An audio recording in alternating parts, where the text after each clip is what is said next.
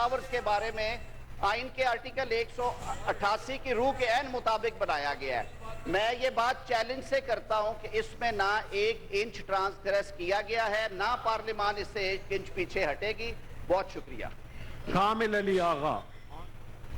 वजीर कानून आजम नज़ीर तारड़ सेनेट में इजहार ख्याल कर रहे थे। उनका कहना था कि पाकिस्तान की नुमाइंदगी के लिए वजीर ख़ारिजा शंघाई ताउन तंजीम के इजलास में शिरकत के लिए गोवा मौजूद हैं। मुल्की मफादात पर सियासत नहीं होनी चाहिए। तमाम जमातों को मिलकर अपना किरदार अदा करना चाहिए ताकि पाकिस्तान बेहतरी और तरक्की की जानिब गामजन हो सके। PTV न्यूज़ से ये थी ताज़ा तरीन।